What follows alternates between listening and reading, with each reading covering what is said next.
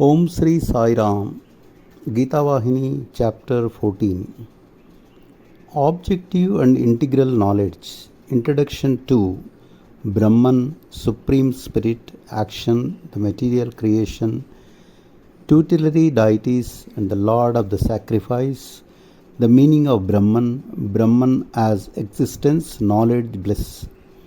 There is nothing to equal wisdom. Nahi Jnanam Sadrisham. And what is wisdom? That which makes you cross this sea of change, samsara. Of course, wisdom is of two kinds: objective knowledge, Vishaya Jnana, and the integral spiritual knowledge, Abheda Jnana. The first type of is knowledge of the world, the second is knowledge of the identity of Brahman and the individual Atma, which is called undifferentiated or integral Abheda wisdom. This wisdom is not a function of the intellect, buddhi. It is a feature of something behind it, something that witnesses the activities of even the intellect. It destroys the delusion about this constant flux, which is mistaken to be a reality. It removes fear from the heart. It reveals to people the Brahman that they and all this is. So it is called the right, Samyaka, wisdom. The nearest, Samipa, wisdom. There are two paths by which people can approach this integral knowledge, the inner and the outer.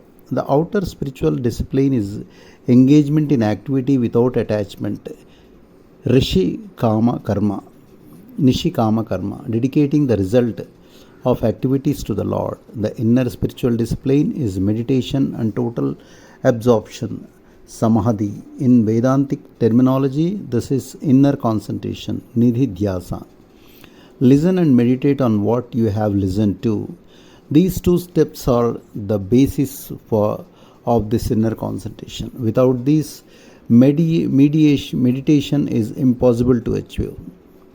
This is the meaning of what is called control of the senses, detachment from the outer sensory world, withdrawal of the mind from the outer world. This is the goal of all life, knowing the highest Atma, attaining liberation. There can be no second aim for people. People are endowed with life not to build bungalows, acquire estates, accumulate wealth, and add progeny, earn titles, or ascend to higher rungs of social life. Their greatness does not depend on this. The chief success in life lies in winning permanent bliss, permanent escape from grief and agitation. Listen, O ye children of immortality all over the world, Sarvantu Vishwa, Amritasya Putraha is the call, the invitation. The heritage of immortality must be recognized and experienced. It must be owned back. The bonds of name and form must be removed. They are but bonds made of dream stuff. They are changeable and temporary. They are not genuine natural characteristics of the soul, Jivi. Real wisdom consists in recognizing that one is pure bliss, bliss that persists from the past into the present and the future. Escape from grief for a brief period of time and the attainment of joy for a short time. These are not signs of real liberation. If you seek this steady, genuine, pure state of bliss, you must be attached to me, said Krishna. Arjuna, whoever does spiritual practice of attaching himself to me with a view to liberate himself from old age and sensibility will know that is to be known as Brahman, Karma and Atma. I am the master of the material creation, Adi Bhuta, the presiding deity, Adi Daiva, and that which pertains to sacrifice, Adi Yajna. If I am thus worshipped, the worshipper will develop equanimity and full control of the vagaries of the mind. Besides, such a person will dwell on me without forgetting me even in the last moment. For that reason, such a person will reach me. That is to say, such a person will merge in me. Arjuna, everyone is anxious to avoid old age and death, that is human nature. But what avail is mere anxiety? One's conduct and behavior should be in accordance with one's objective. If one has sincere yearning and if one places full trust in it and faithfully surrenders to the Lord, the fog of grief will be dispersed by the rays of His ignorant grace.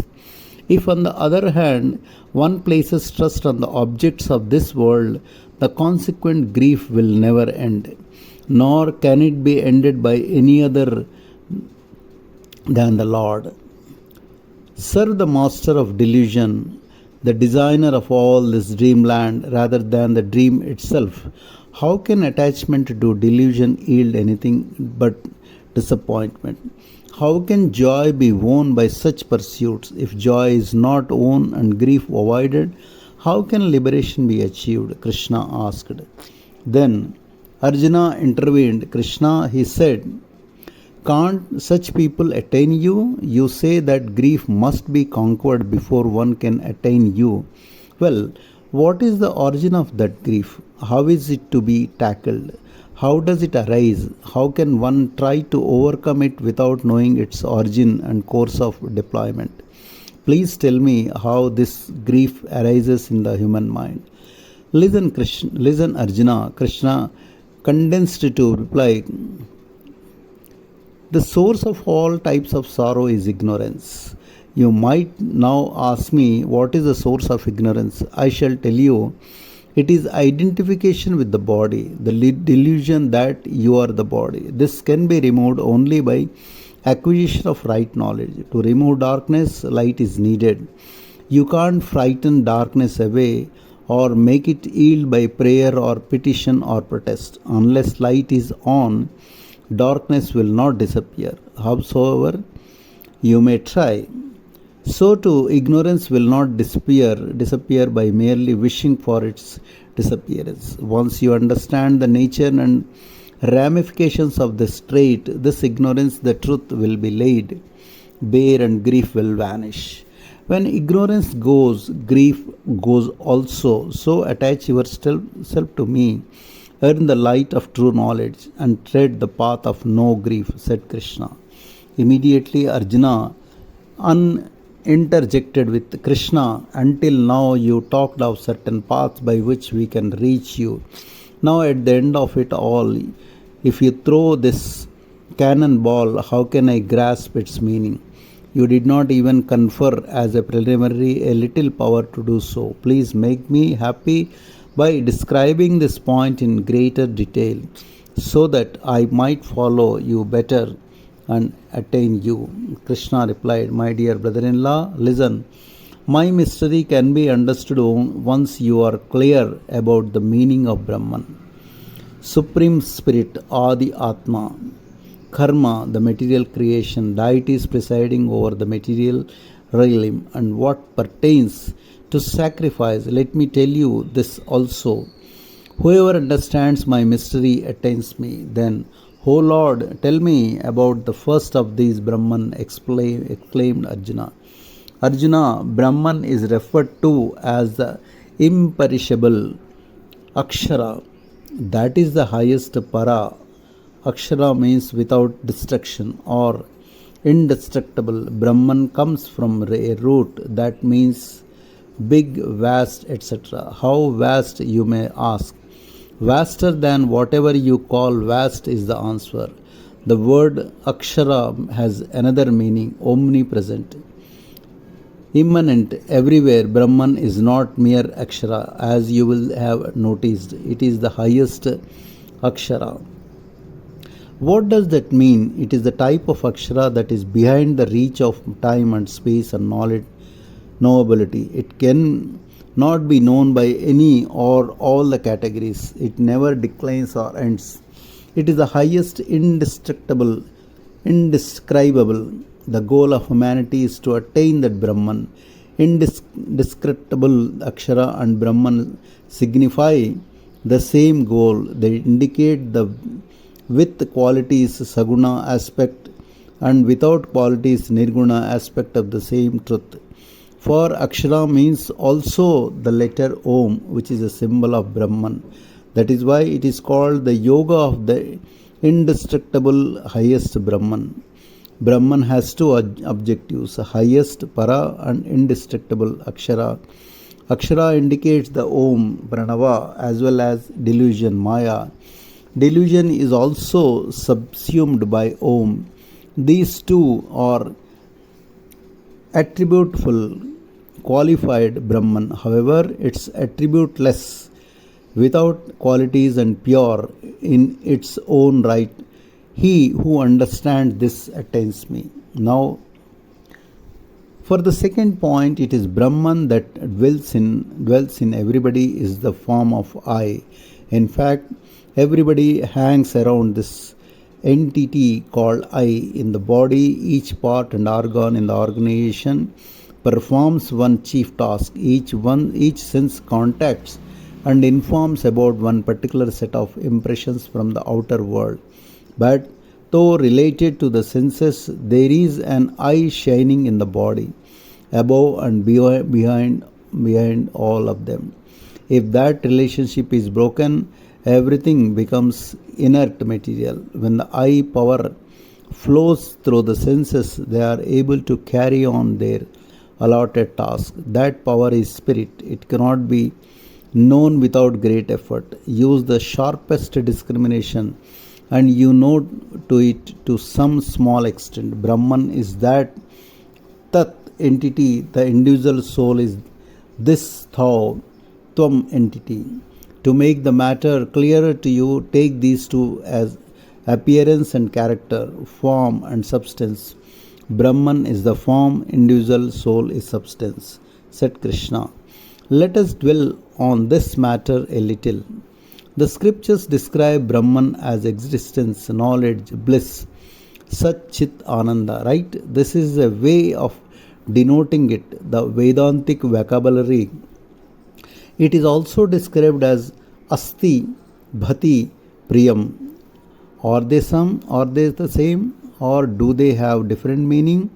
Sat means that which persists in the past, present and future. The same meaning is conveyed by Asti. Chit means that which is conscious of everything. The same meaning is conveyed by Bhakti. Ananda means unending source of joy, and so does Priyam. These three are found in every human being, in every beast and bird. Take the first of these, existence, Sat, and this will become clearer. The body is subject to destruction sooner or later. Everyone is aware of this. No one is ignorant of this elementary fact. Nevertheless, everyone is apprehensive of death. No one welcomes death or is eager to meet it. Death is inevitable. You have to meet it. Even though you don't welcome it or you try to avoid it, all that is born has to die someday. Still, no one likes to die. What is the key to this paradox? Note this. What does not welcome death? What meets with death? What lives and what remains? The answer, the body dies, the body falls. What does not die is the Atma, but you delude yourself into thinking that it is the Atma or you that dies. The Atma has nothing to do with death or birth. The body experiences death. The Atma, which is eternal, true and pure, Nitya, Sathya, Nirmala, does not die. You are the Atma, which does not like to die. That is to say, you are the eternal. Your nature is eternal. The Atma is the child of immortality, not the body. The Atma is the eternal, not the body. You are the eternal Sat. And the Atma, the entity that has no death, it is this Atma that is in every casement. So every being feels the force of that eternal in the form of eternal, unchanging existence. This is clear and unmistakable. Now take the second term. Consciousness, Chit, the force that urges you on to know everything. Everyone is eager to know about anything that is apparent to their consciousness. They ask the questions, what is this?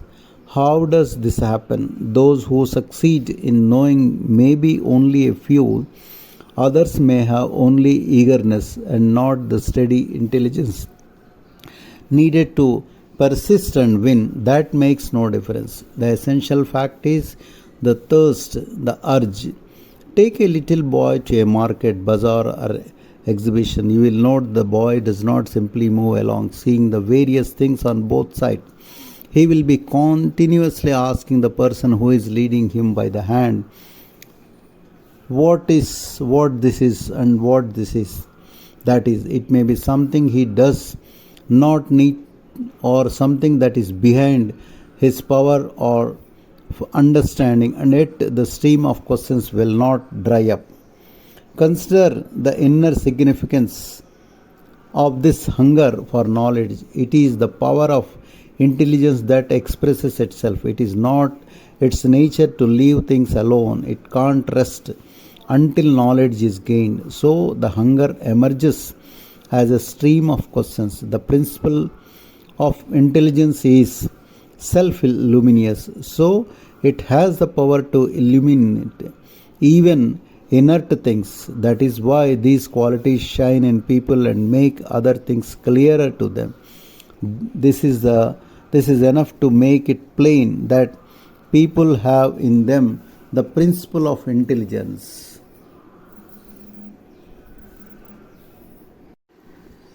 Now for the third, the bliss ananda. Even beasts and birds crave joy without any prompting or persuasion from others. They make every effort to win it. Not one of them craves grief or pain. They make every effort to escape from pain and grief and put an end to them when they become unavoidable. As for people, no further elaboration is necessary. They seek unbroken joy at all times and in all acts and activities, at no time or place, at no stage of life. Do they desire grief? They pray for the joy and happiness of themselves and their kindred through whatever worship they offer. Devotional songs they share in, oaths they fulfill, rites they perform, pilgrimages they undertake, or gifts they make for spiritual merit. When the body suffers from any illness or the doctor prescribes a medicine to cure it and make one whole, one wants even that to be sweet, soothing, and pleasant. What is at the root of this desire? You are fundamentally happy natured. Bliss is your very personality. You are not of the nature of the body that you occupy. You are Atma. Happiness is the nature of the Atma. That is why no one is surprised when you are happy. They are not inquisitive about your happiness, for it is something natural to you. Surprise arises only when you observe something that was not there before. What you see every day does not arouse your curiosity. It comes only when something unnatural happens or is observed. Take this instance. A child is in the cradle. It playfully laughs at jingling bells or some toy or perhaps some sensation that is pleasant enough to make it bloom. No one is surprised or worried at all this. No one loses peace of mind as a result of this. Now let the child that was playing and laughing start shaking and weeping. Everyone within earshot will run toward the cradle and frantically search the bed and bedclothes to discover the cause of this commotion. This is the experience of all who have something to do with children. No one was worried to find out why the child was happy, but all sought the cause when it wept. Why? Because joy is the nature, grief is unnatural, against its composition. This is not the entire point. There is something more. Let us take another example from experience. When some friend or kinsman of yours is happy and affluent, no one takes the trouble to ask him why he is so happy. They ignore him and do not harry him with questions regarding himself. But when grief strikes him and is unhappy, you start worrying him and yourselves. Why? Happiness is natural, it is to be expected, it is not surprising, for it is the nature of the Atma, which everyone is. That is why one craves constant happiness. The above three, being, awareness, and bliss, we see in every being as the very core of its very existence, as its reality itself. So it is the Lord Himself who has assumed the pose of the individuality and plays as an individual. In that role, it is this inner meaning upon which Krishna elaborated, so that the relationship of the Brahman and the individual soul, that is to say, the identity of both with him, could be understood by Arjuna. Jai Sai Ram.